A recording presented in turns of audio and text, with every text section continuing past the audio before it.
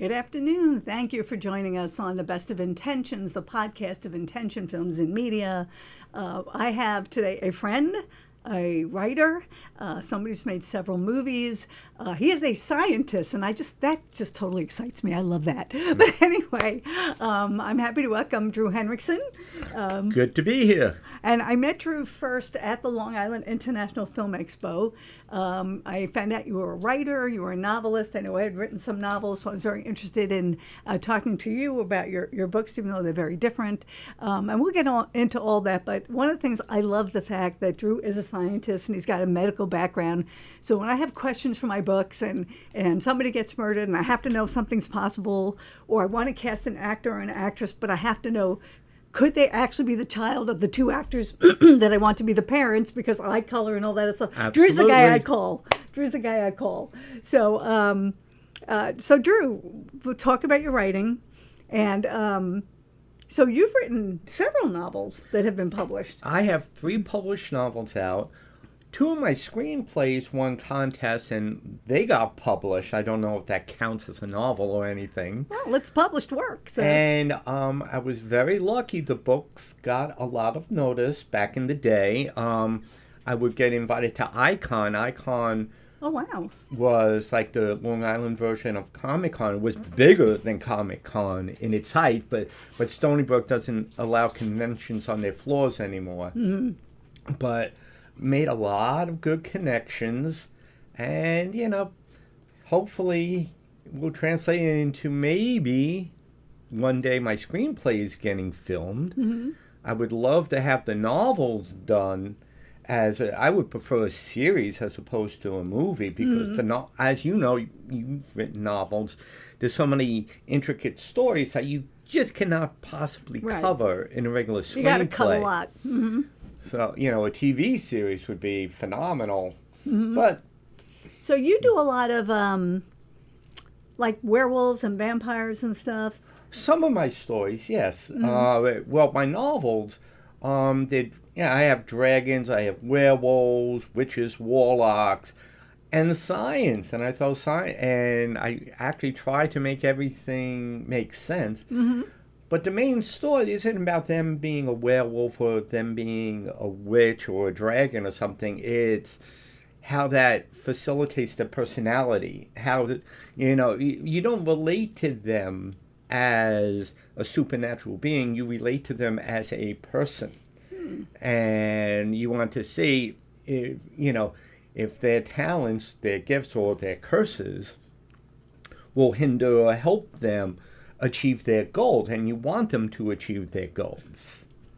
Now, you said something as we were starting, and even though it's not necessarily a filmmaking background thing, but something you bring to your work and to your characters is the fact that you do understand medicine and science and all that. So what were you saying about narcissism we were talking about? Oh, I love consulting on films and stuff like that, but the favorite, I teach forensics at Syracuse University, and the students, and even my own favorite chapter is forensic psychology.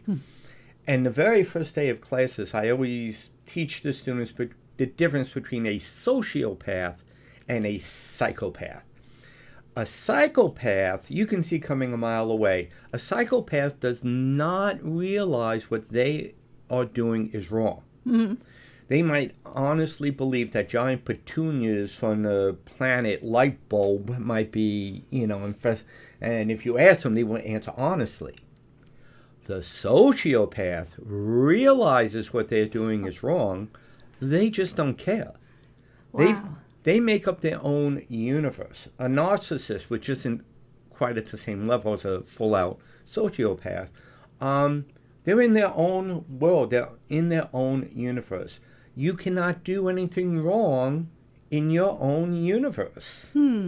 So that's why it's hard to detect them.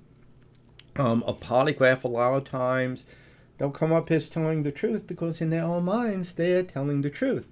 And one thing I like to teach my students, like later on in life, they are the scarier ones. Mm-hmm. Those are the ones, like, I hate to use it as this example, but like if you're on a subway platform, mm-hmm. and if you have somebody that's obviously not mentally competent and they're talking to themselves and stuff like that, do you get in between them and the train tracks? No, you do not. No. The sociopath is the one in the crowd that gets their jollies by coming up and pushing somebody in front of the train at the last moment. Wow. And then just walking away. Wow. So do you have to be a sociopath to be a narcissist? No. It's a narcissist is not, and I'm not an expert on forensic psychology. I've just been to some seminars on this. But a narcissist is self-centered, not necessarily sociopathic. Okay. But the sociopath, which may be caused by several different reasons, the sociopath, they will seem perfectly normal to you. Mm-hmm. And, a lot of people say, oh, they don't have emotions. They can have emotions, but then turn it off like a light switch. Mm-hmm. Like James Gandolfini in The Sopranos. Mm-hmm. That the whole episode he was going for therapy. And that's, sort of what it came to at the end of it, when saying that he was sort of using the psychotherapist to, help himself out, to see what to do. They can have genuine emotions, but then switch it off. Yeah, that's scary. They're the scariest there is, because and they're there and you don't know it for a while until you're in too deep if it's a relationship. And a lot of times, sometimes too, it's very tragic. A lot of times, during their childhood, if they're abused, a young child cannot protect themselves physically if an adult is abusing them. But they can protect themselves emotionally by learning to shut down their emotions. Most children, get over it and, reawaken their emotions, but others do not. Like Eileen Wuornos, I start off each year with forensics. I talk about the Eileen Wuornos case. What's that? Eileen was Charlize Theron. I forgot the name of the movie off the top of my head. Is that Monster? Monster. The movie Monster. That was Eileen Wuornos. Okay. And Eileen Wuornos, yes, she had some mental issues, but horrific abuse as a child, sexually abused at a very young age.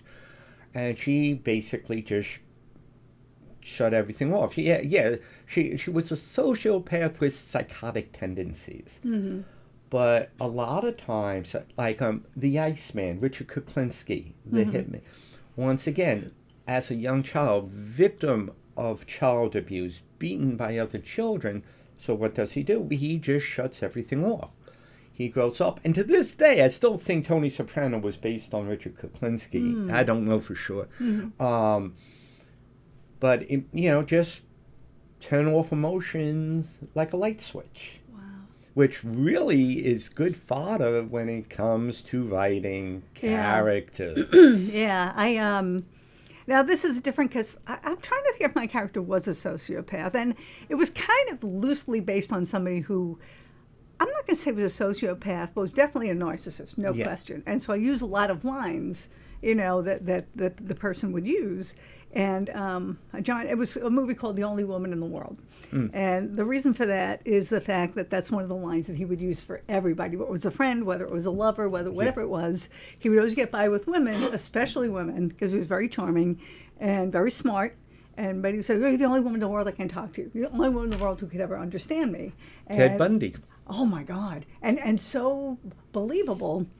And it was somebody I had been friends with at one point. And I remember getting, I didn't realize how widespread it had gone, but like a year or two later, after I had stopped talking to the individual, I got a call from somebody wanting a reference for this person. I'm like, oh, man.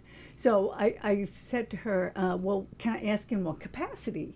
And she said, well, as an actor. I said, okay, great actor. No question, great actor. And then she tried to ask me some other leading questions. I'm like, oh, that's not what this is about. And it turned out that he was playing her because he wanted, to work with her or whatever. And I said, okay, so I'm going to ask you a few questions. And one was, did he ever tell you you're the only woman in the world he can ever work with? And she went, Yes. Did he ever tell you nothing happens without you? And she went, yes. And then I went into the other few things. I said, then you have your answer. I said, I'm really not the person to give you feedback. It's as a professional, then the person knows their job. But just as a woman, be careful. Just kind of thing. And it's scary, but I did the movie, and again, years, and it's not autobiographical. There's just a few personality traits. But a while after that, I got a call from somebody else who I didn't even know, and they said, I'm sorry I blocked you. I'm like, I didn't know this person. I didn't know you blocked me. Well, he made me block you and this and that, and then he was very upset you were making a movie about him. I'm like, how does he know it's about him? Because it's not his life story, But because it's their own universe. It's his own universe. So I said, well, that's really interesting. She says, I pulled up the list of narcissistic traits. He goes, yeah, see, I'm not that. And I'm reading it to him, and as I'm reading to him, I'm going, oh my God. And this was his girlfriend, one of his girlfriends. So I'm reading it, and he's going, see, I'm not. And I'm reading it going, oh crap, he is. And everything I'm reading. And then finally she said, it was just crazy, but the person would literally text 10 different women the same exact thing, knowing the responses would be the same because they all started coming to her. That's craziness. Well, a person that I've dealt with filmmaking, and I believe I've talked to you about this person, and I would say that this person's genus species name was Ascaris narcissus. Mm-hmm. What is it? Ascaris is a parasitic worm, and narcissus. So yeah. They're like, it's almost like a parasitic situation where they need to feed off of the emotions, the manipulation, and the absolute best thing to do is not to pay attention. Yeah. A forensic psychiatrist that has lectured to us when he talks about stalking behavior. It's almost like stalking behavior with the narcissist. And, you say you do, and then you just absolutely do not pay attention to them. Because if you get mad, if you get upset, or if you talk, it feeds them. So that's why, like, particular people that I have had to deal with, it's just like, I just say I do not associate with that person. And then you don't bring it up in conversation or anything like that, because then that's what they want. Yeah, that's just crazy. Oh, yes. And the thing is, if you're a rational person, you think you can have a rational conversation. Oh, with no. it. You can't. Oh, no. Well, they're not rational. Crazy. Yeah. Well, sometimes, too, we're a little guilty ourselves. We think that everybody's going to be as normal as we are. Like I'm normal.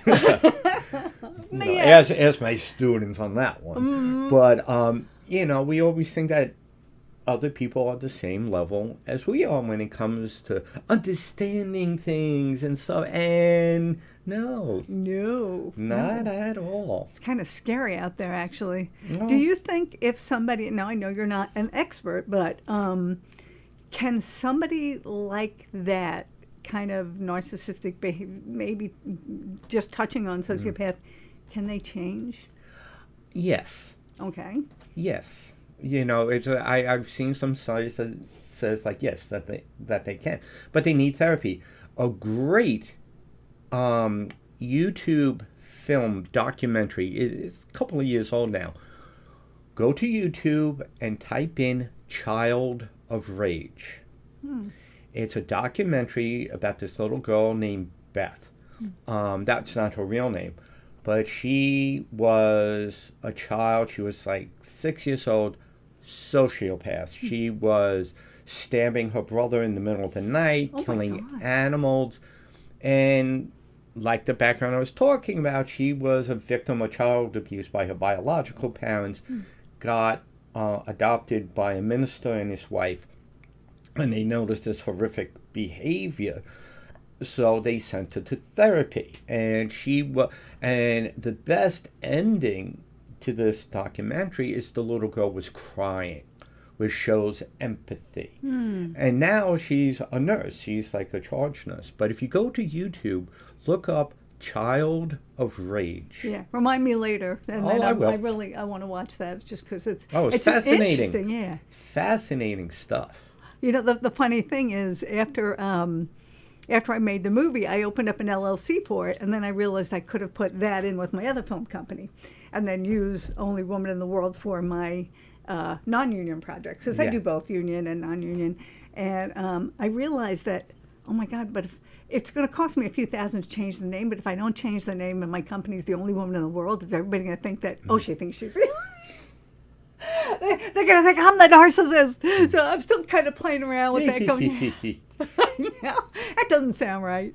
But I know that I had come to you, well, I have come to you for different things, but one of this novels that I started writing a long time ago, and I just started making movies, and I haven't gone back to it yet, but we were talking about would a DNA on glass, how long would that stay that you could, if somebody had a glass that you could test their DNA, and also somebody finding a costume with somebody's blood on it, how long would a carbon print be or something. That stuff is, I love that you know that stuff, because it's just, you're like my own little computer, but you're, flesh and blood. Well, the whole stuff was the Gilgo Beach case. The DNA that was going to be used in the Gilgo Beach case was the first time this type of DNA evidence was ever going to be used. Mm-hmm. Because, you can get full DNA from a hair root or a hair follicle. Mm-hmm. But a hair shaft, you could never get full DNA. You can only get mitochondrial DNA, mm-hmm. which only matches your mother. It doesn't match your father. It's not unique to you. Wow. Because nuclear DNA in your hair shaft gets squished. As your hair comes out, it keratinizes, it flattens. You can never... They now have the technology to extract specific nuclear DNA from a hair strand, and mm-hmm. they were going to be using that in the Gilgo Beach case. Well, they did use it in the Gilgo Beach case. Mm-hmm. It just didn't get to trial, but it was already submitted and approved by the judge, which is going to open up so many cold cases around the country, the world. Wow. Now, does that ever give you ideas for the stories you want to tell? Just yes. Oh, yes. Oh, that's cool. One of the TV pilots that I wrote, I based it, a high school forensics teacher, a woman, single mother, and a vampire comes into the town, and she uses, I don't know if I gave it to you to read, but she uses her forensics to figure out what's going on, and then there's some other little twists and turns. And what I wanted to do was to pilot it was sort of like make it like a Buffy the Vampire type of thing, but having it more based on the adults. And then each week they use science and forensics to solve supernatural cases. Oh, I like that. That's a different take on it. I like that. I had some other spins in it too, and people liked it, but it. This is, what, you can be the most talented person in the world, and you have to persevere no matter what, and with all that, and you keep doing what you do, it's still got to be some luck involved. The person you meet somewhere who just happens to be looking for the thing that you did, it's just such a hard business. Yeah, I'm sure you can relate to this. It's so frustrating. So many people like my stories. Mm-hmm. And I diversify myself. I just don't do supernatural. Mm-hmm. I just don't do crime. I think you've read it. Actually, it placed in the film festival. Tripod Detective, is that the name? Tripod's a detective novel. I love that. I based it on amputee actors. Everybody loves it. Just made another made the finalist of another one. I just can't get people to pick it up. Mm-hmm. I wrote a comedy about a nun and a rabbi called Ave Maria. Oh! And but because mostly it's based on the characters. Right. And Tripod Detectives, the two guys I based it on. What are the odds that we both know amputee actors? Mm-hmm. And I wanted to make a different type of show for these, because they're on TV, both are successful, and 90% of the time they're in wheelchairs or they're homeless veterans. Or they're the veteran, yeah. And it's like, no, I have our one friend, Eddie McGee, mm-hmm. who's an amputee actor. He's a bouncer at a bar. You don't want to mess with him. I know you don't want to mess with him. Our friend Kurt Yeager, he's an amputee actor, and he writes dirt bikes, Uh-huh. jumping high. So I put that all in. Everybody loves the pipe, but it's a matter of getting into the right frustrating. hands of the right people. Eddie's And- one of the best athletes I know. He's amazing. I've watched him play wheelchair basketball, and if he ever rolls over, he'll stand up and then sit back down again. I mean, he's just so freaking strong. It's crazy. But I put him in. Did you ever see my movie One Last Time? Yes. Okay, because I wanted to put him in a romance where it didn't focus on the fact that he's an amputee. And we never mention it. I mean, you can see he's got a crutch, but I don't think you ever see his leg. I'm not No, sure if you you don't. do. But I didn't want to hide it. You know, I wanted it to just be, here's this, you know, he's the lead, he's this very handsome guy, you know, and just make it about that. And he was so happy to do something that he wasn't. He goes, I've been a veteran in every war. I have just been in every accident. I've just been, you know, he doesn't, and he's so talented, you know, that he just doesn't get the opportunity. Well, both him and Kurt, that's why I wrote this for them, because, yes, they're amputated. It is not the focus of the story. And thank you very much for having in place Ty a few years ago. But it's not the focus. I use forensics. It's more of a forensics procedural than, you know, murder mystery. What's going on. The fact that they're amputee is secondary. Yes. Now, To do you it. watch 911? Have you ever watched that? I can't watch those shows. Oh, because you know everything's wrong. I know the forensics, you know, you don't solve it in like 48 hours like that. You know, you don't, the person gets caught, they don't just confess it and say, yes, oh, she was such a horrible person, I just had to do, you know, and especially when it gets to blood spatter. Oh my God, you know, how they portray blood spatter and stuff like that. I always say that It's- from John. It's like, that's not what would happen to a car. That wouldn't blow up. That wouldn't happen. He would have died. I know. I get the same thing from John when he watches everything. Because like, we just watched the Yeah, movie. Because but that's wrong. That's what the explosion happened 3 minutes after this. You know. But I'm just wondering. I know Eddie plays the Jennifer Love Hewitt's psychologist, and I'm just wondering if that becomes an issue or doesn't become an issue at all. I haven't watched it, you know. But he's always behind a desk, so maybe you just don't notice or whatever. But I always told him. Way back, oh my God, way back when we were still at the Malvern Cinema for Life. Eddie had come into my office and he's like, hey, I got a film, and it was Drop Dead Roses with Brian O'Halloran and Diana Devlin. And, you know, he came and said, hey, if you need any help, you know, I don't mind helping out. And I didn't know who he was, you know. Yeah. And I remember talking to him after we had gone out to lunch, and he said to me, look, I don't... do I know what I'm doing? Do I know what I'm doing? Am I ever going to have a chance at this? Is it, you know, this is just such a rough industry. And I basically said to him, if you're asking me if you're talented enough, yes, you're talented enough. If you're asking me, you know, is it something you're going to be big at? I don't know, because there is that luck factor no matter what. I said, but what you need is somebody, the biggest director at the time for TV was David E. Kelley. And I said, you need somebody like a David E. Kelley to audition you and go, you know, I wasn't thinking, but why not? You know, and you need that shot, you know, and because he's certainly talented enough. There's no question about that. He's talented. Like I said, my friend Kurt is actually, he had the lead in the one sci-fi series that was on Netflix, afterwards or something like that. I'm sorry, Kurt, but and he was, you know, starring with Katie Sackhoff, and it was a great show. He got a lot of attention, and then things just peter out. But it gets frustrating, you know, seeing so many talented people, you know, in all aspects of this. I know talented writers, talented actors, stunt people. That's another thing I always suggest. People wanting to make it in films, just don't be an actor. Right. Learn fight choreography. You know, I know so many talented stunt guys that's like, I'm going to go to LA and I'm going to, and like they would find work, but nothing substantial. Yeah. And over the years, all these talented people in entertainment, they come back and ask me, what do I need to become a teacher? To be, you know, and they go back to school to be a teacher, because at least with teaching, you have some more free time, you know, like during the summers to pursue your stuff.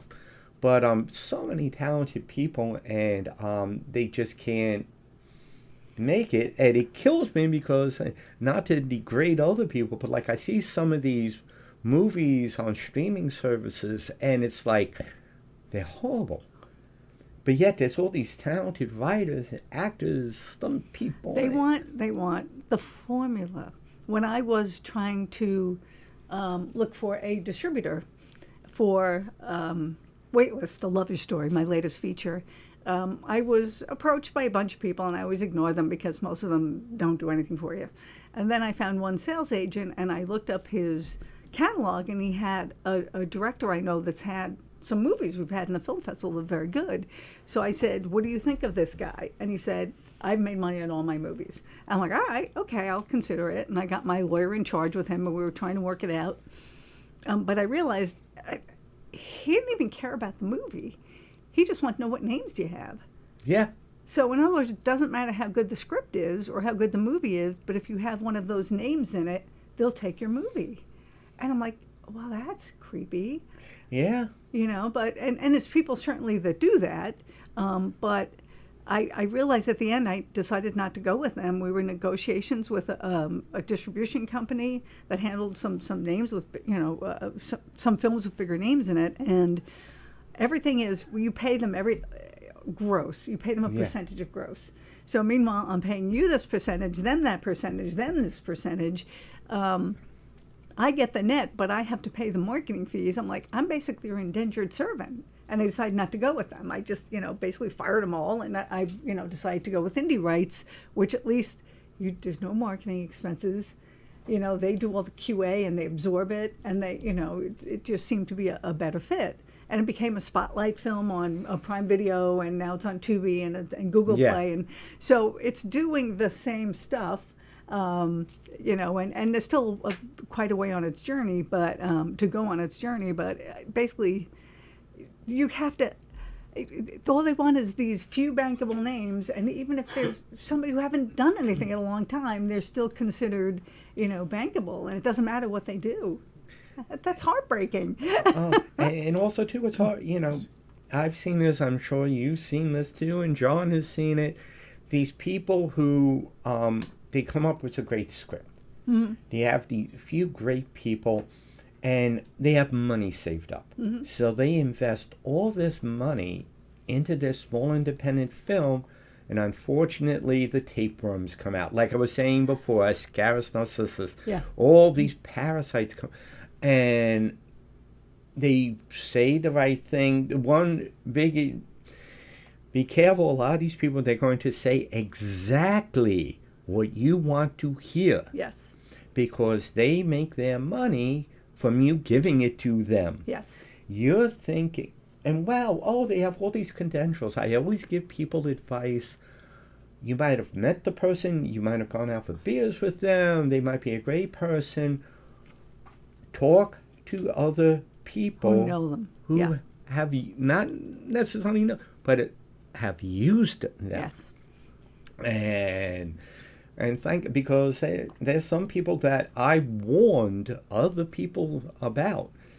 They did not heed my warning, and needless to say, their bank accounts went down a bit. Yeah. Oh, yeah. I know. I see the same thing. Sometimes you just see people getting massive amounts of money for other projects, and you're like, but it sucks. I mean, it's not. It's there's people who know how to get by on people who don't know any better. Yes, that's exactly what happens. Yeah. And so there's people I know that I was impressed by at one time, only to realize, I can curse here, they're full of shit. So now it's very hard to get by me now. Yeah. Because after 14, 15 years in the industry, it's like, I'm going to check them out. And then I'll call so-and-so and say, hey, and, you get the information back. Or your vibe, you definitely feel the vibe now. If somebody's too friendly or too whatever, my first impulse is to back up. Yes. Because there's people to do that. I can be really friggin' awkward. You know, I don't know. I'm not a good schmoozer, and if I have to schmooze, even if it's honest schmoozing, it just feels really creepy to me, and I have a problem doing that. And I think you're kind of the same way. You're not. Yeah.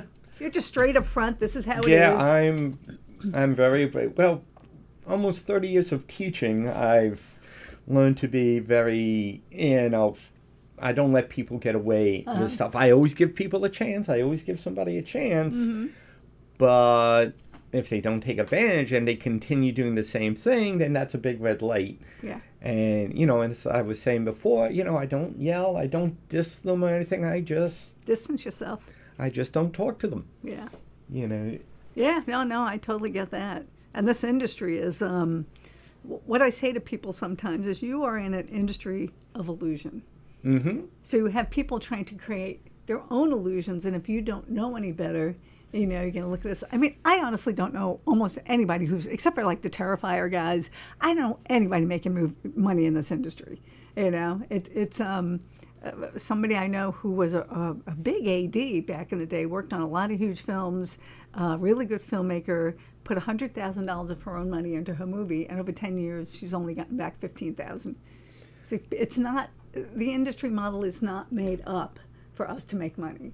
And as I said, there are people in the industry who are considered successful who've approached me on how do you become a teacher? Mm-hmm. And exactly. I would tell them, it's like, do you already have a college degree? Go and, and once again, it's heartbreaking because I've talented people. Mm-hmm. And it's just so, that's one good thing, and you can relate to this with novel writing. Mm-hmm. Because at least with a novel, it's pretty much all yours. Mm-hmm. Yes, the publisher is going to redo things here mm-hmm. and there, and some people are self-published, but at least with a novel, you control it. Mm-hmm. You can control the story, you can control the characters to it. I had 3 novels published. I knew I wasn't going to be like another Stephen King or anything mm-hmm. like this, but I got great reviews, stuff like that. I really didn't. Thank God I didn't give up my day job. Yeah, I know. It's you have to have something besides, because even if you have something great, and I know some fairly famous people have had these great series and whatever, and then all of a sudden it ends like they do, and then all of a sudden it's like, oh, what the hell do I do now? Sometimes there's another thing waiting for you, and sometimes there's not, and sometimes you got a couple of years between it, and then what do you do? It's it's just the hardest industry in the world with that question. I think it's one of the most rewarding if you're yes. creative.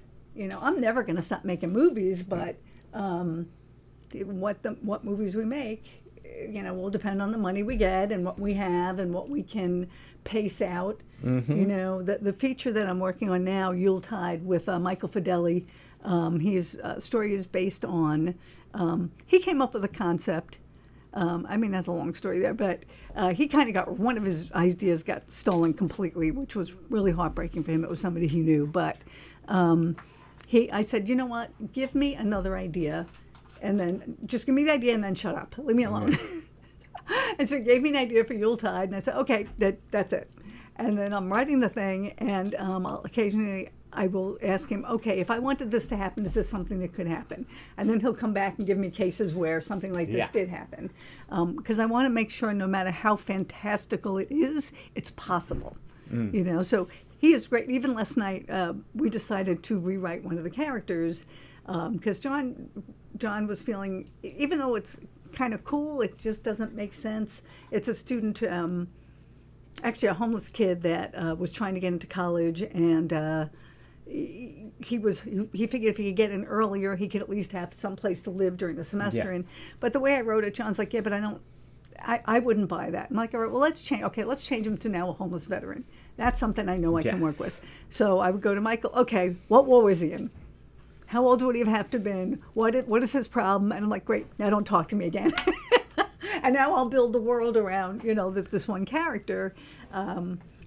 But again, it's very, very hard to, it's just freaking hard. Yeah, well, that's like a friend of mine that teaches with me at Amityville High School. I teach the Syracuse forensics at Amityville High School. And my friend Seth Rochester, he's an English teacher. And I'm constantly bouncing my ideas. Like the story that I just got finished, that he's going to be proofreading for me. He's a great proofreader. Also, too, just the ideas of it. And it's like, and before I put it down on paper, I have it in my head. So, like, I'll bounce it off of him and, see what his reactions are. And then, as opposed, I know other screenwriters, professionals say not to do this, but, like, I will give it to people who are not professional readers or anything. I just want their honest opinion of it. Right. And if they don't like something, then that's a big red flag to me. It's like, okay. Yeah. And then, and the main reason why I submit my scripts to other screenwriting competitions, I know it's not going to get discovered by one of them, but I like to see their opinions. Some of them are just BS to get money. Yeah. But, I look to see if there's a consistency with criticism. Because if one person does not like something, but then loves something else, I know to really not ignore. But if they all have the same criticism, hey, there's... Exactly. Like when I wrote, me and my friend Ken Huskey, 7-time world kickboxing champ Ken Huskey, we wrote this pilot for a TV series called Boz, Bikers of Oz. Instead of Dorothy's house, a biker bar lands in Oz. And we want to make it an animated series. And this one, I had to laugh, this one, contest we sent it to, they critiqued it, and they loved the female characters, how they talk, and they didn't like this. Sure enough, the very next one was the polar opposite. They hated how we had the female characters, and they loved what the other one hated. So it's like, okay, I know to ignore that. Yeah. But, with others, if you get that kind of, and, people in the industry, outside the industry, I just like getting their feedback. Right. Because in the long run, that's who you're targeting. You're targeting people. Yeah. Do they find it entertaining, or do they find it cliche? Do they find, and by the way, what is the difference between a cliche and a trope? Well, I think cliche, I think that's more of the description. Okay. Like, or the saying itself. He doesn't have all of his oars in the boat is a cliche, I think. Where trope is more, guy gets the girl, gets the. Oh, John has it. John, come on. Okay. A cliche is an overused trope. Okay. Oh, a cliche is an You use a overused trope. so many times it's become a cliche. Okay. Ah, see, it helps. We have another teacher in the room. Yeah, it's there's only so many stories. Yes. And I mean, one thing I learned, I wrote before I started making movies. I wrote a trilogy of novels, the Cormac Gwynn trilogy, which is what does it start with? Oh, Naked in the Rain, Sarah and Caleb, and then I remember Cormac Naked Gwynn. in the Rain. What? I remember that. Yeah. Now I am so much of a better writer now, and I believe in this. I believe in the story, but now I'm like afraid to even look at it because I know how bad the writing is, and yet I know people like don't change a word. Because that resonated to them because they're not big literature majors, and the story meant a lot to them. And I just recently somebody said, "Oh my God, I just read your books," and and so I said, "Yeah, I really want to definitely at least rewrite the first one, keep the story." She's like, "Please don't change it." And I know there's stuff that would make me cringe now, but it depends who you're writing for and who your audience is. And I absolutely have an audience for those books. Yeah. And then I have other people probably would hate it, So it's just who are you reaching out to? And it's the same thing with movies. There's, Waitlist, A Love Story is a rom-com. And if you like rom-coms, chances are you're going to like it. Yeah, of course it's not a perfect movie because after you watch it 50 times, I would have did this differently. I would have did that differently. I would have cut out these two scenes kind of thing. But I also believe in it. And so far, the reviews are mostly great. I mean, overwhelmingly great. And then you get somebody, don't ever watch this shit. Yeah. But they probably say that about everything. But if you don't like a rom-com, don't watch it expecting to like it. Yes. One thing I think I got in my books way back in the day, because I wrote them a long time ago, and somebody was saying, I took out this book because I know it takes place in Montauk. It takes place in Montauk and this and that, but it's a rom-com, and I don't like them. 1 star. It's like, well, not rom-com. It's a drama, but it's a romance, but you don't like the genre. So why are you commenting on, Would that be a rom-dram? Rom-dram, yeah, sure. Okay. Dramedy. No, it's not, because it's not a comedy. But, no, it's definitely a drama and romance. But why comment on something that you would never have ever liked anyway? It's just, stuff like that makes me crazy, We work so hard at this kind of thing. But you write a lot of different I try to genres. diversify myself. Like I said, I try to, I base a lot of stuff on the characters and relating to the characters in that instance. I mean, the same type of character that I have fighting werewolves is the same character going on a blind date at a train station. It's the same character, but how would this react in this situation? How would they act in that situation? But yet that's somebody that you're friends with. That's somebody that, let's say, you're working with, is you like to kid around with, when you get a chance to, or somebody you go out and meet for beers with, or is somebody you go out and play softball with, and stuff like that. And it's not always like people you like. If there's somebody you do not like in your life, what is it about them that you do not like? So you put that in the story, because you don't want to make the bad guy like the evil villainous henchman twirling the mustache. What is it about that person's character that's unlikable? And we've all met people like that. Oh, yeah. And, we've also met people who we didn't care for at first, and then we've grown to like. And then there's people we started off liking and then grow to dislike. Yeah. So would you feel that when you write something, you start with the characters? Yes. I start with characters in a particular situation. Okay, how would this character react if they uncovered something like the Epstein files or something like that? And what if they're fearing for their life? What if they came from a very horrific background? Would they run to that background to protect themselves and their children from this new threat coming in?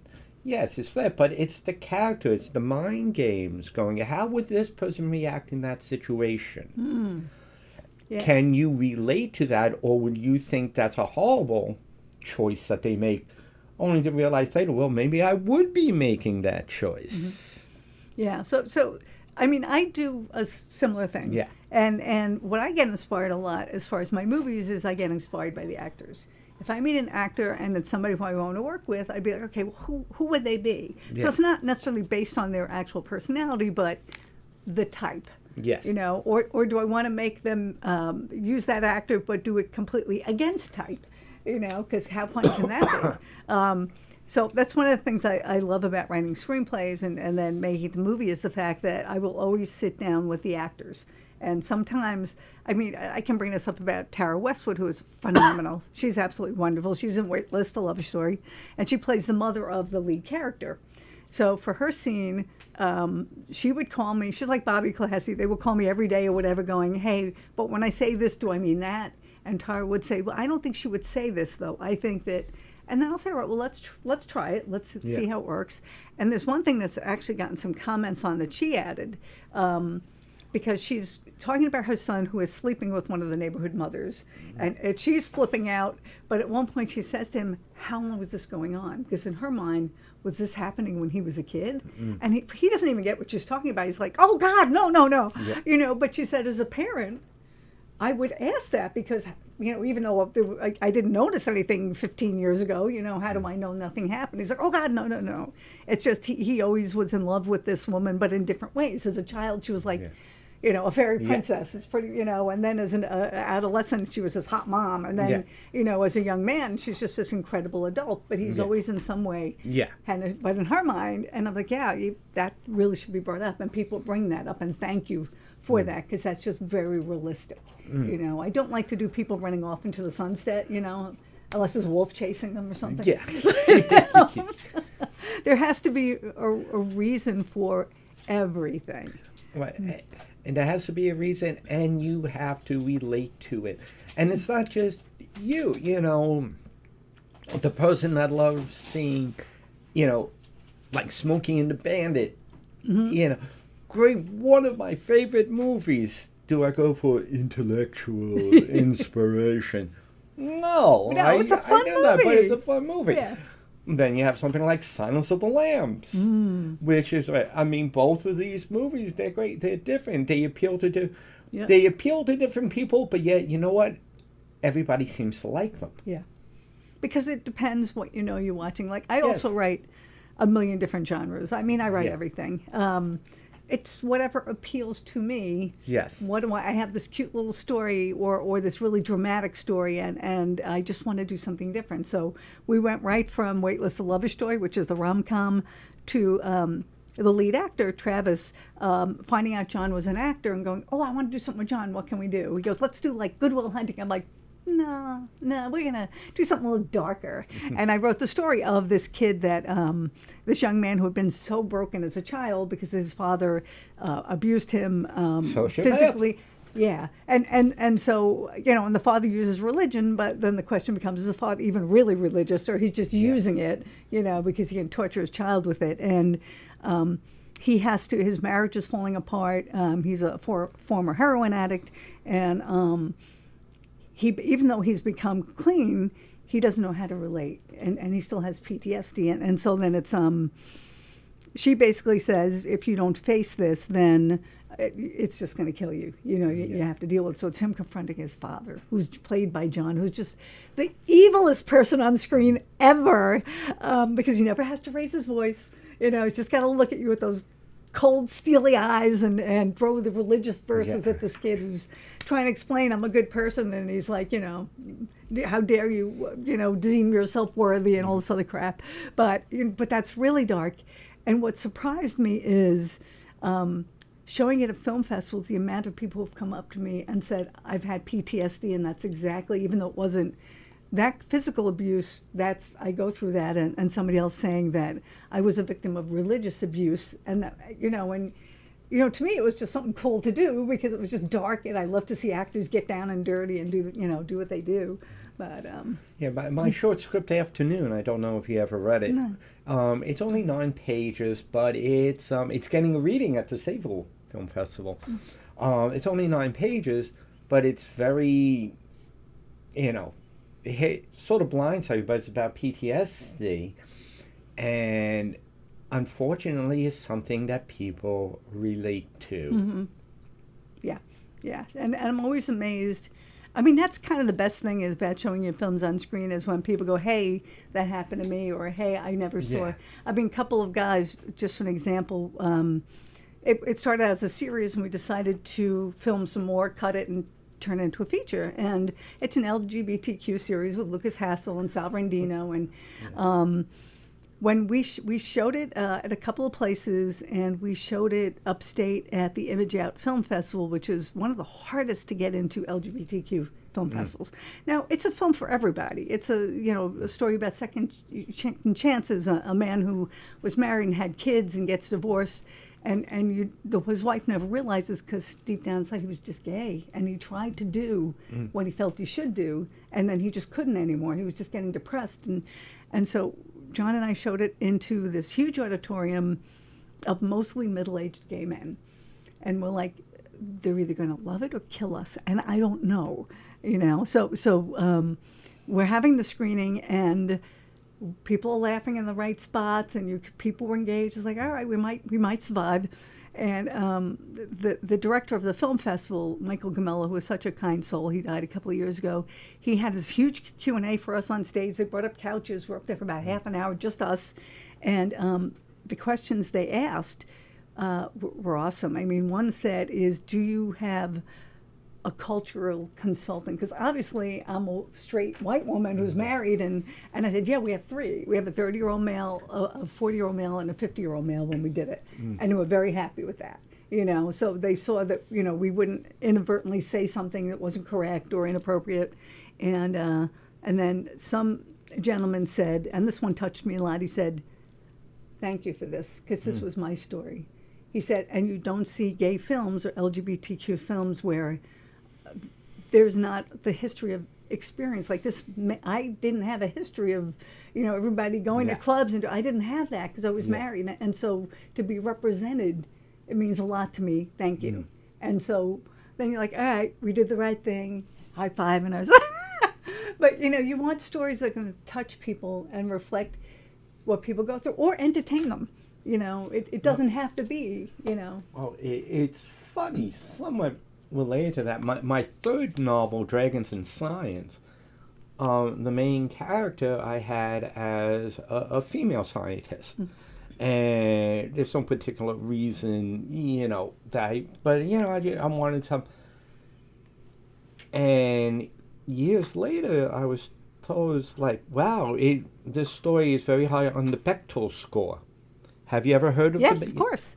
Yeah. And that was not my intention. My intention was just to write a character. And that's just, if I believe it's the main character has to be a woman, but it's not a romance. She's not in, one of the things it's not a romance.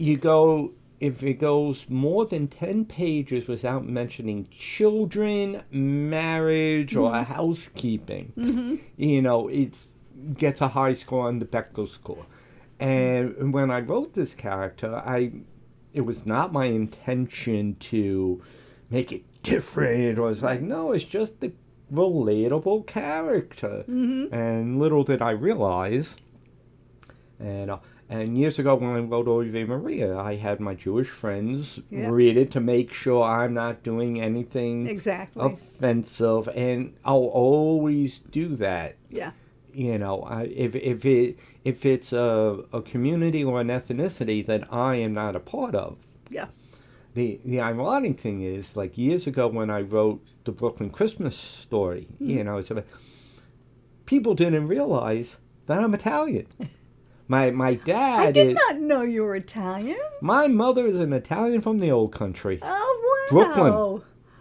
Oh. My mother's Italian, my dad was Norwegian. And I was raised, my mother, Italian from Brooklyn, all my cousins. Every Sunday morning I had to grate the cheese. Oh, wow. And we would have the meatballs and spaghetti. It was never, ever, ever called pasta. We would never cook. It was macaroni or spaghetti. Yeah. Yeah, true. And then you get older and it became pasta. Yeah. As it became Because I'm snobby. Italian, right? What was that? I'm Italian, right? Oh, I didn't realize You that. didn't know that? Yeah, No. my mother's name was Francesca Josefina Mariana. Yeah. We won't go into the rest of it, but yeah, people don't realize that for your Markowitz, my father was Jewish, but my mother was Roman Catholic. My grandmother and grandfather were from Italy, Calabria. So that was really what I knew, because that's, with the 57 cousins and the, so the Yuletide story is basically based on an Italian-American family. So I feel really Christmas comfortable. Eve. Yeah, exactly. I feel very comfortable with that, because that's what I know, But, I asked, oh my God, okay, no, we're getting close. When I did a couple of guys, I got different feedback from people I knew. And one was, I will never watch it. It was a gay gentleman. I'll never watch it because it wasn't written by a gay man. So I'm not going to. I'm like, all right. And then I asked a transgender friend, would you rather representation or would you rather whatever? And he said, no, we want, you're doing your due diligence. I would rather have the representation. Okay. So you just have to do what you feel is right. And the right people who are supposed to see it will see it, but you can't. I mean, we could just write what we are forever, and then that's boring. Because writing is a chance, just like acting, is a chance to go outside of yourself. Absolutely. Well, that's the whole point of the story, the conflict. Where's that conflict if it's the same thing over and over and over? There's no conflict. Right. Exactly. And to me, it's fun to try to, maybe when you write too, because you're also an actor, is you become all the characters. Oh, yes. Which is so much fun. Oh, yes. Yeah, and John can hear me in the next office, because every voice is different when I read it back to myself, But it's the only way you know if the dialogue works, and and it's kind of really fun to do. And the dark stuff, you can hear me crying in there as my character's going through all this really difficult stuff. It's very cathartic, but yeah, it's I think one of the best things in the world to do is to be a writer. Well, one thing, like when it comes when you're writing and you become all the characters, there are lines that I would think of ahead of time, but as I develop the character, it's like, no, that character's not going to say that line. Yeah. Yep. Oh yeah. Oh yeah. No, I kind of feel that way again about my first novel, because I'm like, I'm afraid to look at it. Yeah. Because I want to rewrite it, but I think I would be so embarrassed. But yet I have to believe that the people who are meant to see it are the people who it was written for. So I'm just going to leave that alone. I might change something on Amazon going, I'm a much better writer now. Or my films, I'm a much better filmmaker now. But yet there's people who like the early stuff, people who love The Last Taxi Driver, which was just a silly zombie film. I remember that. I mean, so we do. We do what we do, which is awesome, and it's much cheaper to be a writer than to be a filmmaker. Oh, yes. Because you made one film, or I made one film, Power of Prayer. That was the Western, and I love how it came out and everything. And I called in lots and lots of favors, but unless I hit lotto, I ain't doing it again. Expensive. I would love to, especially since you really don't make money off of a short film. It's more of creative project that you want to display, like an art display. Well, it is an art display, but it's like, what, I'm not a nepo baby. I do not have this. I teach science at Amityville. That's really not fodder for making I mean, we are lucky in the way that we work on other films too that people hire us for. So we take the money we make on those other films and we throw them into our films, and sometimes do a little fundraising. Yuletide, we're going to have to do a whole lot of fundraising because I'm not going to mortgage my rights, so they couldn't have done a live read anyway. Okay. Yeah. So, everybody loves that. Everybody loves that. Big name people love it. It's just big name people love it. It's just a matter of getting funding for it. Getting funding for it. That pesky little money. That pesky little money thing. Yeah. Do you have a budget for that you think it's going to be? Yeah. Do you have a budget for that you think it's going to be? Yeah, and that's an Anthony Mangano question. Oh, okay. Yeah. We go through if we have to do it the way we've always done it, this is the budget. This is the budget we're going to try to do it for. This is the budget we're going to try to do it for. It really should be this. Yeah, it's probably not going to be that. It's probably going to be this. Yeah, it's written to be made. It's written to be made cheaply. Right. Cheaply. Right. No real big special effects or anything. No real big special effects or anything. But it depends on who you get in the film and who you get to direct it, and there's some known names that have expressed interest on it, but it's like, and if you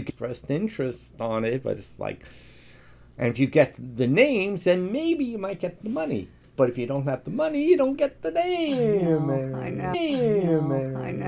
I know. We have the pitch deck done. I know. We have the pitch deck done for Yuletide, but we got to work on the business plan. And I have a business plan, but I don't believe any of the figures. I don't believe they're accurate. So now we got to get a line producer to get in and look at it. And so we have people to meet with. I mean, one great thing about the film festival is I've met so many people that want to help, you know, so that's a cool thing. So we're going to start raising funds for that and get the business plan and whatever, set up the LLC, all that fun stuff. But probably the horror film is going to come first, frankly. Yeah. So, because there's three main actors. It's going to be John, it's going to be Travis, and it's going to be Julia Weiner, who's in the short Brimstone. And then there'll be a few smaller characters, and it's going to take place mostly in one location. So it's a matter of finding this creepy house, and then everything that happens inside. So because that is so much cheaper, that will probably come first. I might know of a good house for you. It's right, I don't know if you've ever been to my place in East Patchogue. A long time ago. Right on South Country Road, there's this old house, the Avery House. Mm-hmm. And the last owner passed away a few years ago, and it's now become a park. And this big, old Victorian house with all the old original furniture in it. God. And there's farmland and stables around it. I'll show you the video of it when we're done here. Well, who owns it? It's Suffolk County now owns it. Probably can charge a fortune though.